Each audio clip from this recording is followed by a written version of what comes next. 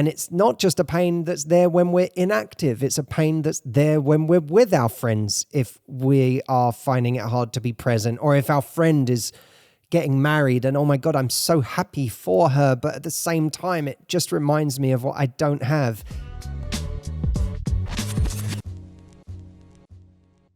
Danny says, I'm afraid that I'll stay single for the rest of my life. I know that might sound so superficial, or some people might think that there are worse things. I know they'll say I need to love myself first, and I do. I do love myself. But I also have a lot of love to give, and I love love. I have a fulfilling life with a great job, wonderful friends, and every day I live life for me. So my life isn't on pause, waiting for the one. But my biggest fear is that I will never find my person. People can say what they want, but romantic love fills spaces in our hearts that other love just doesn't. So I'm going to throw to you first on this, Stephen. What are your thoughts on this? I think you'd be surprised how many people fear that. But I would say it's not even a fear that's only limited to single people right now. There can be people with the love of their life who could lose the love of their life, either through accident or sabotage, or things happen, things change. So I think we don't need to demarcate even, oh, I'm single, so that means I'm going to be like forever alone, or relationship people have it. I think we really have to lose that distinction, as though those people have found it and I'm not going to. Life is very long and a lot of things change. And, you know, it's easy to say, but I think with these things, you have to believe that it's possible to find love, because it's almost like if you go into anything thinking you're going to lose, you kind of probably are. Like, you have to go in being open and accepting, like, love is available for me. It is out there in the world. And you can't get into every love going, is this the one? Is this going to last for the rest of my life? Is it till I die? You kind of have to go and give your heart. Have you had moments of doubt, Steve, along the way? Have you had moments where you were like, you kind of doubted, am I ever going to find this? Yeah, I've had those kind of issues where I've wondered to myself, you know, I think everyone does, where if you break up with someone, you wonder, like, am I ever going to find that person who I feel that way about? Like, it's very normal to feel that. And you think, will it ever be the perfect way I envision it in my head? Will it ever be like that? But again, I know I have a capacity to love. I already know that. So when I've gone through those periods, I'm like, I am lovable and I have a capacity to love. So I know that if I'm out there enough, if I'm proactive enough, love is going to come into my life. It might be in many different forms than you think, or the unicorn form in your head might not be that, but it will be something special and meaningful. And you kind of have to be where your feet are, that phrase you say. You have to be where you are right now, not in your head imagining maybe this perfect love it will be. It's like, no, what's in front of you right now? What opportunities are in front of you? And how can you love? Like, how can you find that love now? And I think you can't then worry about 50 years from now, you know, all that sort of thing. And I want to say, be where your feet are is Jesse Itzler's phrase, not mine. I just want to make sure I'm not taking credit for that. What she has written, I have felt viscerally in my life before. And I think, although what you're saying, Stephen, is absolutely right, and that attitude is integral to finding love, I think when you're in that place where it's not happening and you really, really want it, and you know that you have a lot of love to give and there's no home for all of that love, and it's actually like you want that more than anything. You want it more than your career. You want it more than your friendships. You want it more than travel. You just want to find the person to spend the rest of your life with. I have been in that place, and you feel it's a scary place to be. So I totally agree with you, Steve. I really do. I do want to say, though, that I think maybe there are just different kinds of people in terms of what they want more than anything. And I definitely relate to what she has said. And I think when you're like us in that way, you it's scary because you don't feel like you have control. You have control over most things in your life. You know, you work hard, you'll get a promotion, you save up, you can buy a house, you invest time in your friendships, you can get great friends, you can do all those things. But love is not a guarantee. It's alchemy, and it's complicated, and that's why it's so scary. And I'm happy that you said that, Audrey. And I think I'm happy that she wrote this comment and that it got 1,500 people agreeing with it, because it's just very honest, right? And it's like we're in a culture that just sells us that, it kind of oversells us on freedom, because freedom's great, right?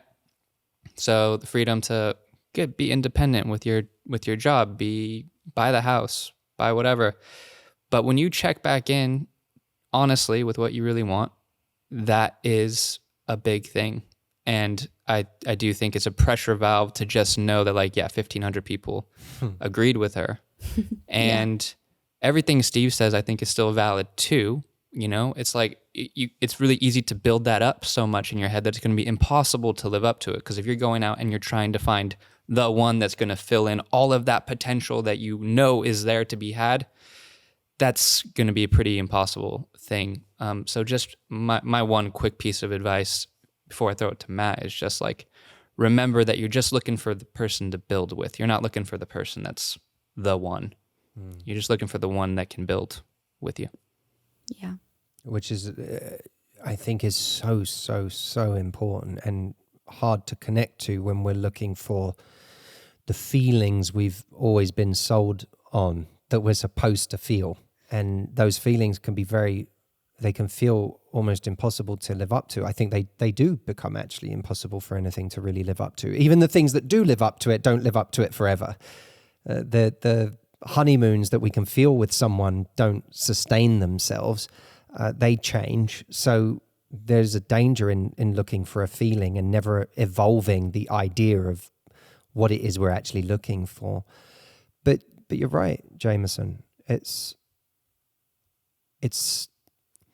there's this moment in The Crown where Margaret is talking to the Queen. She's so upset with the Queen, and she has so much resentment towards her because the Queen earlier in their life forbade her from being with someone she deemed to be the love of her life. And she missed out on that love as a result of the Queen telling her, no, you can't be with that person. And she calls out Queen Elizabeth, I should say. She calls out Queen Elizabeth on the fact that she takes for granted how many things in her life have been made easier by having Philip in her life. All of the ways that when she needed someone at the end of the day, Philip was there. When she needed to be lifted, Philip was there. When she needed an opinion, Philip was there. And Margaret didn't get to have that, didn't get to experience that. And it is so wounding for Margaret that she never had that. And she sees how much harder her life was for not having had that companionship in her life. And that is what so many people on an instinctive level feel, is that there is something that is absent in their life that other people have, or at least it looks like a lot of other people have. And the pain from that is chronic. It's a chronic pain. Yeah. It's a pain that comes about any time you're not actively busy doing something. At the end of the evening, when your friends go home, there it is. And it's not just a pain that's there when we're inactive. It's a pain that's there when we're with our friends, if we are finding it hard to be present, or if our friend is getting married and, oh my God, I'm so happy for her, but at the same time, it just reminds me of what I don't have. That pain is there even in those comparisons that we make, even if we're a good person and we're a loving person and we're supportive of our friends. It's a pain that is there when we can be in our best moments I can recall a particular trip I was on where I arrived at this hotel on my own, and it was amazing. The hotel was incredible, and I was by the beach. I wasn't there with anyone, but it was by the beach, and I remember seeing this gorgeous place and hearing the waves and seeing the lobby, and I had this instant rush of excitement, and then this instinct to turn to my left and say, "Isn't this amazing?" Only there was no one to say, "Isn't this amazing too?" And so even the peak moments can be terribly difficult when we think about how they would be magnified by sharing them with somebody else. I had a breakup years ago that I was in my mid-20s, and I remember having to leave this person because I knew this person wasn't right, but also the kind of grieving you do when you leave a relationship and you know that you're walking away from all of the comfort of that relationship and all of the companionship that it brought you, even with the wrong person. And I remember sitting with someone that I worked with at the time, an older guy, had been married for some time. And I remember him saying to me, I'm sorry, Matthew, I don't think it gets, you came to LA, you met someone and you got into a relationship, and it lasted 18 months, but he said, I don't think it gets to be that easy for you. And I was mad at him at the time in a way, because I was like, but why doesn't it get to be that easy for me? You know, and he said, there's things that I know are going to be important to you that it's not going to be that easy to just find them. And in a way, he was right. It wasn't just that easy for me to find those things. And I think that the great challenge in life is to try to figure out what's actually important to us and what's less important than perhaps we once realized. What are the things we genuinely can't live without? You know I can't live without someone who's kind. I know I could never have been with a person who wasn't kind at their core. It would have been a problem. And of course, that's not my only requirement of a relationship, but it was a big one. And I think the more of those things that you can look at and go, what are those things that really, really matter to me? And let me spend my life worrying about whether someone has those. And perhaps along the way, what things might I let go of that aren't as important to me? And then over time, practicing leaning into those things and seeing how it feels, and practicing even I think the practice of sometimes letting go of a couple of things that we thought were important to us can be a really valuable practice. It's because it's not easy, because there's a child in us, there's a teenager in us, there's a 21-year-old in us that says, no, I'm supposed to have all of these things. These are the qualities. These are the things I've been sold on. These are the things that are important. And I think that the practice, it is a practice. The practice of letting go of some of those things is like strengthening a muscle, I think. And that muscle gets stronger the more you use it and the more you lean into, well, if someone is the right stuff, and I really lean into investing in the right stuff, then I'm going to start caring about the right stuff more, because that's where my energy and that's where my focus is going. And as I suppose a way to temper all of this, remember, so many of the people that you are comparing yourself to actually haven't found that either. They themselves have not found a relationship where they lent into the right qualities and the things that make for a peaceful, happy, long-term relationship. They haven't done that. And they're fighting in ways you don't even know behind the scenes. And there's tension, and there's misery, and there's frustration, and there's fear that you don't see on the stage when they're out there in life. It's happening behind the curtain. And you have to be very careful not to just look at people in a relationship and take at face value that they have done the thing that I am talking about. And I know that what brings me a sense of peace and brought me a sense of peace when I was single is this idea that if you're 40 and you're thinking, is it ever going to happen for me? I want you to know that if someone came to me at 60 and they'd just been through a divorce, I wouldn't be worried about them. I'd be like, oh, you're gonna find love again. Like, if you actually want it. I'm not saying that if you're 60 and you come out and you're bitter and you hate the opposite sex and you're like, never again, I'm never gonna ever be in a relationship again because I hate them. And because that happens to a lot of people. They come out and they put up a barrier to everyone now because they've decided I hate men. I never want to open myself up to a man again. I'm done with men. That's okay. And that's fine. But as long as you have that mindset, of course, it's going to be terrifically difficult to ever find love. But for the person at 60 who comes to me and they're like, I just went through a divorce, and they're an open person and they're open to possibilities in life and they're willing to put themselves out there in life and to live and to be open to people and warm. I know, I'm like, oh, I'm not worried about you. There is love out there. And you can have it. Can you have your love in exactly the way that you always told yourself you would have it? Probably not. But that's a childish version of love anyway. That's not like a love of a real person.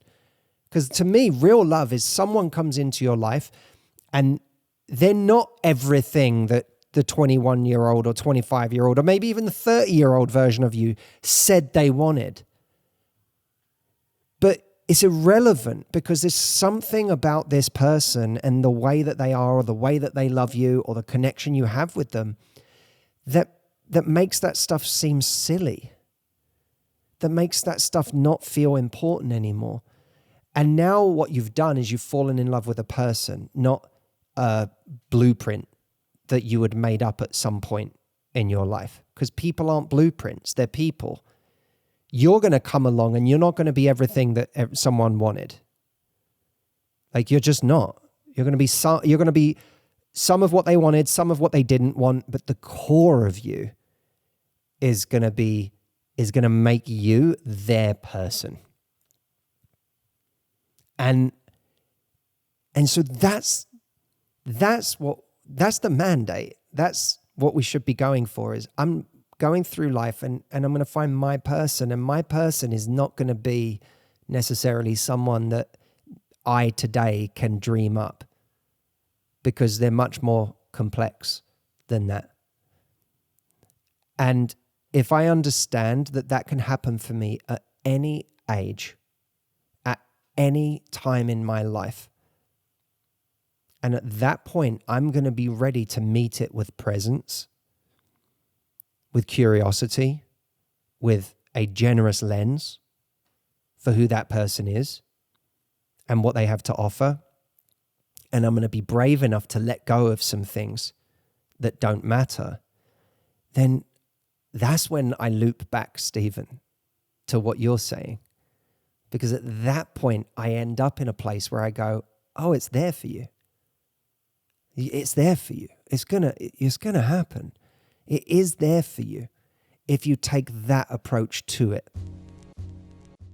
If you want to join us in June for the virtual retreat, we would so love to have you. It's real stuff we're doing together over those days. It's 3 days of immersive coaching. It's live, it's virtual, so you can do it from anywhere in the world. And if you've got to the end of this episode, whether you're brand new to us or you've followed us for a while, you know that what we do is about far more than finding a person. It's about finding a deep, deep love for life, because the marriage that we're all in is a marriage with life itself, and of course with ourselves, and getting those marriages right, getting the marriage with ourself right, and getting the marriage with life right, I believe if we do that, the rest actually does fall into place. And that's what we do on the virtual retreat together.